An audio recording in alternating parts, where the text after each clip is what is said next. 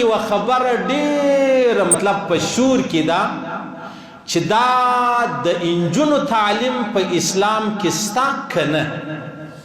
زه څه داسې تورې وایم چې هغه تورې شارټ دي، موبایل را واخله، فیسبوک را واخله، میډیا را واخله، په هغه کې پابندي پر دې تورو چې کوم چا د انجونو تعلیم بند کړی دی، کوم چا انجونې له کالج یونیورسټۍ څخه بندې کړي دي، نو په دې حواله باندې څه مجلس یا خبره کول چې دی هغه غواړم. اوله خبره دا د عزیزانو، الله رب العزت فرمایي قل هل یستوی الذین یعلمون والذین لا یعلمون. ستاسو څه فکر دی چې کوم چا علم حاصل کړی دی، کوم څوک علم لري، دا د هغه سره برابرېدلی شي چې کوم څوک علم نه لري یا علم نه دی حاصل کړی؟ قطعا نشي سره برابرېدلی. دا الله فرمایي. په دې تورو کې نه بیا د نر ذکر سته، نه د ښځې ذکر سته، نه دا خبره ده چې دغه نارینه عالم دا ډېر بهتره دی تر هغه چې هغه نارینه دی عالم نه دی. دا تورې نسته پکې. بس که نر دی که ښځه ده، د هغو دپاره دا خبره ده که یوې زنانې علم حاصل کړی و دا بهتره ده، دا اعلی ده، دا افضله ده تر هغه نارینه چې علم یې نه دی حاصل کړی. نو نارینه توب خو لا ځان ته بله خبره ده، هغه پرته ده.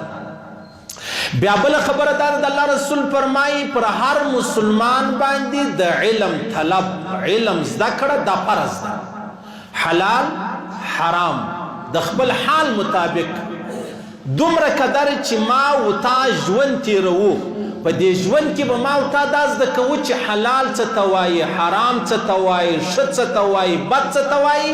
دا پر هر مسلمان که نر دی که ښځه ده د دې زده کړه چې دا هغه فرض ده.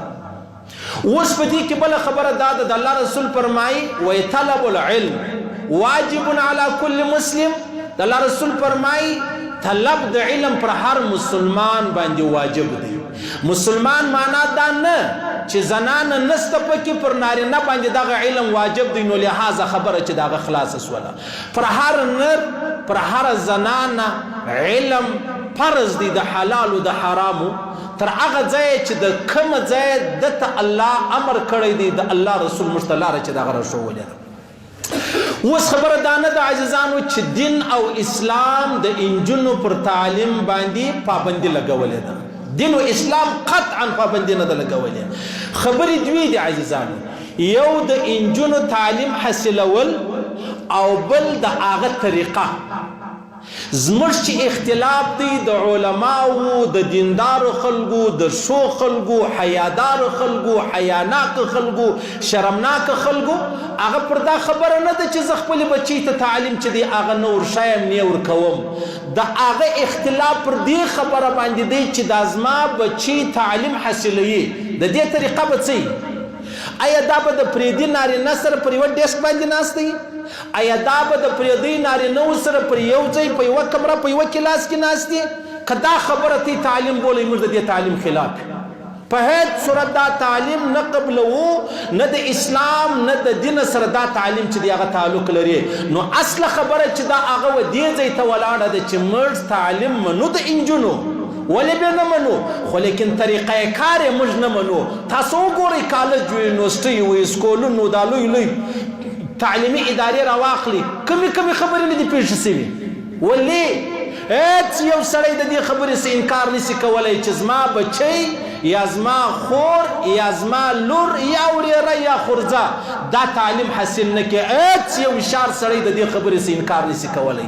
مګر ها اول د دې خبرې انکار زه کوم چې دا کم طریقه کار مخلوط تعلیم چې کم بلل کېږي، خلط ملط سره ګډ وډ، دا نه معلومیږي نر ښځه چیرې ناست چیرې اوسېدل، په کم انداز تعلیم حاصلول د هغه موږ قایل نه یو.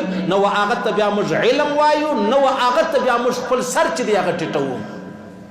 بیا بله خبره دا د عزیزانو چې الله رب العزت که علم ښوولی دی، هغه د آخرت علم دی، هغه د قرآن علم دی، هغه د وحدانیت علم دی، هغه د محمد رسول الله د رسالت و ختم نبوت علم دی. نو لہذا عصري تعلیم موږ وراچو. ولې وراچو؟ ځکه ته چې عصري تعلیم حاصل کې بیا ته قرآن ویلی سي د قرآن تفسیر ویلی سي بیا ته بخاري ویلی سي د بخاري تفسیر ویلی سي بیا ته د دین او د اسلام سټډي چې کومه بلل کېږي هغه بیا تا کولی سي نو که تا دغه تعلیم نو حاصل کړی دغسې به ته څنګه بیا راولاړېږې ته د قرآن او د حدیث او د فقه په حواله باندې خپل ځان خبره مې سر خلاص شو عزیزانو زه به ته یو مثال درکړم مثال دا دی کم سړی مسلمان دا خوښوي چې یوه زنانه دي خپلې کپړې په پردي نارینه جوړوي دا خبره څوک قبلوي اوس نو ماته دا راوښیه که زما او ستا خور او لور دا راولاړه سي دغه تعلیم حاصل کړي چې دا خپلې کپړې به څنګه سلایي کوي د خپلو کپړو د سلایي کېدو ترتیب څنګه دی علم یې څنګه دی زده کړې څنګه ده یو سړی د دې خبرې انکار کولی شي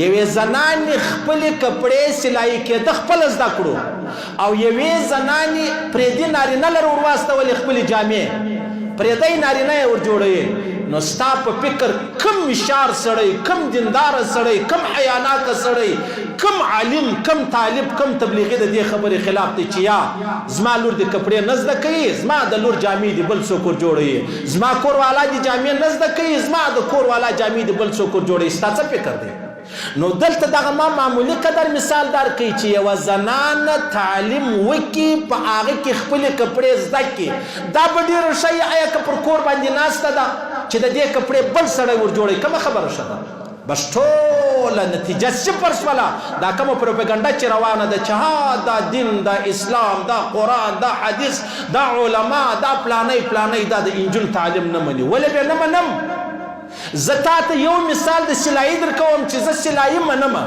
نو دا خبره ولې نه منم چې زه د کپړو سلایي منم چې زما بچی تعلیم حاصل کړي دا هم تعلیم دی عزیزانو نو دا نورې خبرې ولې نه منم او عجبه دا ده د الله رسول فرمایي وایي که چیرې یو سړی راولاړ سو الله رب العزت بچی ورکړله الله رب العزت و چاته لور ورکړه دی راولاړ سو دغه لور ته ښه زبردسته ادب ور زده کوي دی راولاړ سو دغه لور چې د هغې ته ښه زبردسته تعلیم ورکوي پیغمبر علیه صلات وسلام فرمایي دی راولاړ سو د هغې ډېره زوروره پالنګه وکړه چې څه دنیا الله ورکړې وه هغه یې پر خپله لور باندې خرڅه کړله د الله رسول فرمایي دغه ستا بچي به ستا او د جهنم په مابینځ کې ډال جوړ سي پرده به جوړه سي د دغه یوې بچی د وجې به الله رب العزت تا د جهنم په اور نه سوځي اشه زه د تعلیم خلاف یم که ته د تعلیم خلاف یې زه د فحاشۍ خلاف یم ته خلاف نه زه د عریانۍ خلاف یم ته خلاف نه او پروپاګنډه دې دا جوړه کړې ده چې علما د انجونو تعلیم نه مني تا څنګه کېدلی سي دا ولې کېدلی سي بیا د الله رسول فرمایي که یو سړی راولاړ سو یوه مینځه باندي لونډي هغه پخوا زمانه کې به دا وې دا یې راواخیستله ویې پالله تربیت یې ور وکوي تعلیم یې ورباندې وکوي ازاد یې کړله بیا یې واده ورسره وکوي نو د الله رسول فرمایي وده ته الله دوګونه اجر چې دی هغه ورکوي نو چې یو سړی پردی لور لویه کې تعلیم و تربیت و ادب ورزده کې پر هغه الله رب العزت دته دوګونه اجر ورکوي نو که خپله حقیقي لور یې هغې ته تعلیم ورزده کې ادب ورزده کې بیا یې واده کې نو ستا څه فکر دی پر هغه بیا څو اجر میلاویږي قطعا په دا خبرو کې مه راځئ بلکل مه راځئ بیا به زه بل تورې درته ووایم عزیزانو پر دې روی زمین باندې هر سړی آزاد دی هر سړی آزاد دی دا موږ ته د جمهوریت تورې ایښول سوی دی هر سړی آزاد دی زه به یو تورې در وښیم چې دغه بارنۍ دنیا کې راواخله یا په ټوله دنیا کې راواخله دا کم چا چې د انجونو تعلیم بند کړی دی وقتي طور راواخله عرضي طور راواخله د لارې د جوړېدو دپاره به څو ورځې دی یو ترتیب مرتیب ورته برابروي دا خلک اوس پر امریکا و کینیډا و اسټرالیا باندې دا کولی سي چې تا ولې نجونې والقانې یو ځای سره کښېنولي نه یې کولی او حق نه لرو نه زه لرم نه ته لرې نه دی لري نه عبل لري نو تا ته دا حق چا درکړي چې ته ما ته خامخا به ستا لور و خور د پردي نارینه سره یو ځای ناست ولې که ستا هغې و ستا د ازادي ده ستا د جمهوریت دی او که پر ما باندې رالی بیا نه ازادي ده نه جمهوریت دی په دا خبرو به نه سره خطا کوو. څوک اختیار نه لري چې هغه ماته زما د بچی، زما د خور، زما د وطن، دا هر د وطن بچی دا زموږ خور د عزیزانو حق نه لري چې ته ماته لیکه کاشکې چې ته به داسې تعلیم ورکوې. منم تعلیم منم، خو ستا پر طریقه یې نه منم، نور ما و تعلیم سره پرېږده. څنګه بیا نه منم؟ ولې بیا نه منم؟ تعلیم به څنګه نه منم؟ نو لحاظه دا خبرې به د مابین ځواب هېڅ خود مختاره قوم داسې نشته چې هغه دې د بل خبرې پر ځان باندې لاګو کړي چې تا وویل ټیک ده که نه نو کمې وژنې کمې هر څه کوې. بیا روایاتو کې راځي عزیزانو دغه یو اسانه تورې تاسو زده کړئ. په دین و اسلام کې د ښځو پر تعلیم پابندي نشته. زه به یو اسانه مثال درکړم. یو حدیث د ابوبکر صدیق رضی الله تعالی عنه دی، یو حدیث د عایشې صدیقې رضی الله تعالی عنها دی، یو حدیث د بیبي حفصې رضی الله تعالی عنها دی، بل حدیث چې دی هغه د حضرت عمر فاروق رضی الله تعالی عنه دی. اوس په اسلام کې چې د کم د عایشې صدیقې د حدیث چې کم حیثیت دی، کم مقام دی، کم امتیاز دی، هغه د ابوبکر صدیق رضی الله تعالی عنه هم دی. دا نسی کېدلی چونکې دا حدیث د ابوبکر صدیق دی، نارینه دی، او دغه حدیث د عایشې صدیقیه چې زنانه ده، نو لحاظه د صدیق اکبر د حدیث مقام عظمت دا لوی دی، حیثیت دا لوی دی تر هغه چې هغه ښځې بیان کړی دی. په اسلام کې دا خبره نشته. هیڅ دا خبره نشته چې دغه حدیث حضرت عمر فاروق بیان کړی دی، دغه حدیث چې دی هغه بیبي حفصې بیان کړی چې د لور د پیغمبر علیه الصلاة والسلام مبارک کوروالا ده. موږ وایو چونکې دا حدیث د عمر دی رضی الله عنه، دا د حفصې دی رضی الله تعالی عنها، دا نر دی او دا ښځه ده، نو لحاظه د نر حدیث چې دی هغه اعلی دی، افضل دی. په اسلام کې دا خبرې نشته.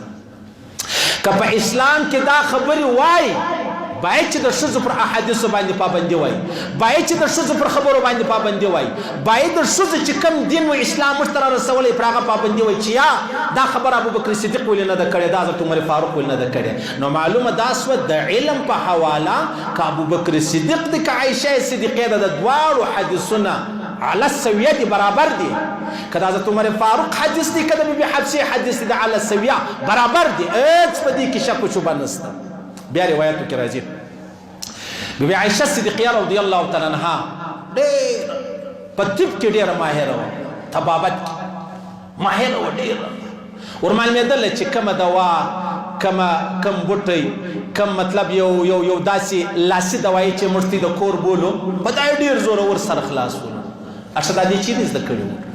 دا یې څنګه زده کړي وو چې عایشې صدیقیې په طبابت کې مهارت درلودی، نو اښه په احادیثو، په قرآن، په دنیا او په آخرت کې به څومره مهارت درلودی. بیا عجبه خبره دا ده ښځو پیغمبر علیه السلام ته ویل یا رسول الله نارینه خو داسې قرآن زده کړي، حدیث زده کړي، دنیا او د آخرت خبرې واوري، موږ څه وکړو؟ د الله رسول ورته وفرمایل تاسو ځای معلوم کړئ، ورځ معلوم کړئ، وخت معلوم کړئ، زه درځم و تاسو ته به علیحده خپل بیان چې دی هغه کوم، و تاسو ته به علیحده خپل بیان کوم. نو که چیرې د ښځو تعلیم نه وای نو جناب نبی کریم صلی الله علیه وسلم به ورته ویلی وای چې ستاسې خاوندانو، ستاسې زامنو، وروڼې زده کوي، د هغو بیا زده کوئ. نه دا خبرې ورته نه کړله. بیا بیبي عایشه صدیقیه نه ده دا چې کله پیغمبر علیه الصلاة والسلام مبارک له دې دنیا ولاړی، حاجي صاحب دا هلته کښېنه ورور، دا هلته کښېنه، یخ دی ورور، دا هلته کښېنه.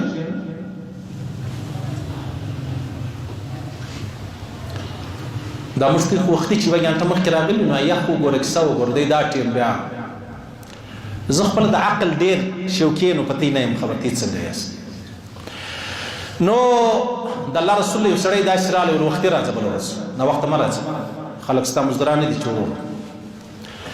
نو خبره دا ده چې عایشه صدیقیه رضی الله تعالی عنها دا چې کله پیغمبر علیه السلام مبارک وفات شو، د دې معمول دا و چې بیا به دا خپله وجره سهار به دروازه خلاصه کړله، نو به عایشه صدیقیه کښېنستله، یوه پرده لګېدلې وه، دا به د باره څه به وفد راتلی، خلک راتلل، طالبان راتلل، د علم حاصلېدو والا به راتلل، سلام د سلام بعد تعارف څوک یم له کومه ځایه راغلی یم، د هغه څخه ما بعد د پردې په اخوا کښېنستې، بیا به ویلې چې یا ام المؤمنین زما د میراث مسله ده، زما د فقه مسله ده، زما د حدیث مسله ده، زما د پلاني آیات مسله ده. عایشې صدیقې به د سهاره څه تر ماپښینه په دا حجره کې ناسته وه و خلکو ته به یې چی ورکوئ؟ تعلیم ورکوئ. تعلیم ورکوئ. اوس لږ تاسو اندازه ولګوئ عزیزانو چې عایشه صدیقې خو د ګور جهان پاک دامنه ده. دا زموږ ایمان دی الحمدلله. او صحابه کرام دا د ګرد دنیا د انبیاء څخه علاوه دا پاک دامنه، دا نیک، دا محترم، دا غوره انسانانو. نو چې یو طرف ته عایشه صدیقیه ده، بل طرف ته یو صحابي دی، فرض که هغه حضرت عمر فاروق دی، هغه عبدالله ابن عمر دی، هغه عبدالله ابن عباس دی، پلانی هغه د پردې په آخوا ناست، عایشه صدیقه د پردې په دې خوا ناست. اوس به موږ دا ویلي وای عایشې صدیقې به ویل چې ته نارینه یې، ته پلانی یې، ته پرېده یې، تا ته څنګه زه تورې در وښیم؟ و منم تورې در ښیم، د پردې په آخوا کښېنه، زه به په دې خوا یم.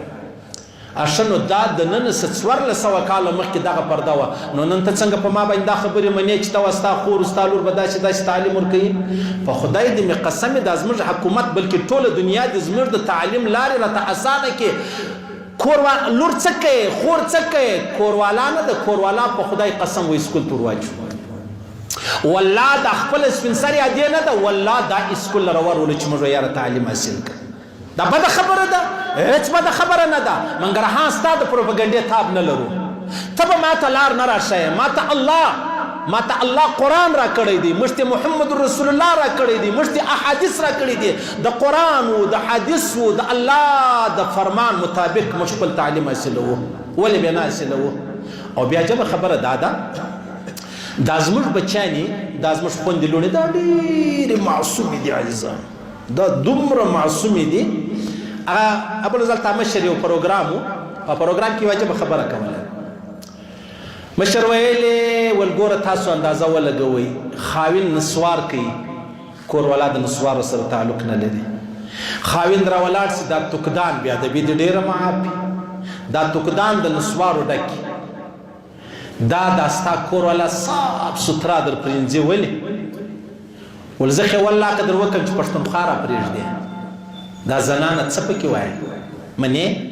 بیا مشر واجبه خبره وکړه، اسې په ظاهره مذاق دی لیکن په حقیقت کې ډېره درنه خبره ده. ویلې ولا د الله رسول فرمایي، قرآن آیات نه دی، د الله رسول فرمایي چې ستا جنت ستا د ادې تر قدمو لاندې دی، د بابا در بریتو لاندې نه دی ویلي. صحیح دا ګپه ده، د بابا تر قدمو د بریتو لاندې نه دی ویلي، د ادې تر قدمو لاندې ویلي دي. بیا ویل ته تاسو اندازه ولګوئ، یو بابا دی بل ادې دی، بابا ډېر وفادار دی که ادې؟ یو خاوین دی بل کور والا ده، خاوین ډېر وفادار دی که کور والا؟ یو خور د بل ورور دی، تاسو اندازه ولګوئ ورور ډېر وفادار دی که خور؟ یو زوی دی بل لور د اندازه ولګوئ لور ډېر وفاداره ده که زوی؟ په دې خبرو زموږ یقین دی. بیا به زه څنګه راولاړېږم چې دا خپله لور دا خپله خور به زه په جهالت کې پرېږدم؟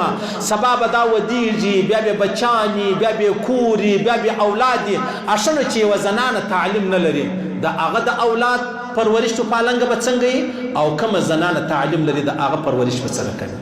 کم سے کم دومره خو چې زده کړي چې دا دوايي د په کور کې پرته ده، د یوې میاشتې څخه د دې ایکسپیري چې دغه ډیټ پر لیکلی، تاریخ پر لیکلی دی.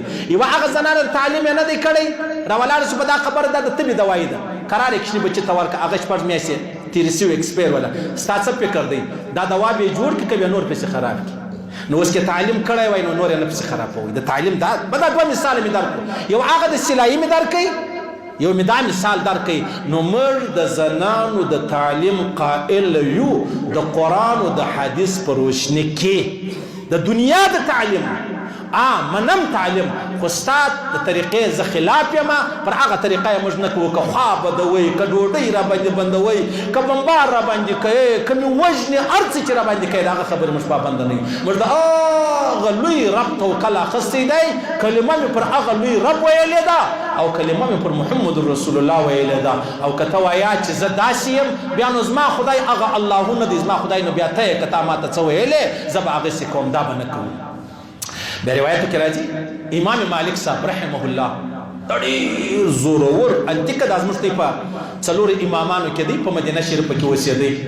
د ده بچی عالمه وه، بچی عالم نو د به طالبانو ته سبق وایي دا د لور چې دا هغه به د پردې په اخوا ناسته وه امام مالک صاحب رحمه الله به حدیث وایي نو پام به وخوا بله خواته په حدیث کې به غلطي راله په توره کې به غلطي راله دی به دا ټیبل وټکوئ په خوله یې غږ نه کوي ټیبل به وټکوئ خبر به ورکوئ چې دا توری داسې نه دی بیا به زوی تېرېدی ول تاسو وګورئ زما بچي دغه د ناسته د ما ته حدیث راښیي او زما بچی هغه دی د باندې دغسې ګرځي او راګرځي موږ د علم قایله نه یو قل هل یستوي الذین یعلمون والذین لا یعلمون دا کله برابر راتللی سي طلب العلم فریضة على كل مسلم طلب العلم واجب على كل مسلم عید الله رسول مشته الله رسوله بس نورې خبرې نه پکې ځایېږي خامخا به تعلیم کوو په خپلو بچیانو به یې کوو حتی زه د خپلو بچیانو په حواله دا وایم زه به علیحده راولاړېږم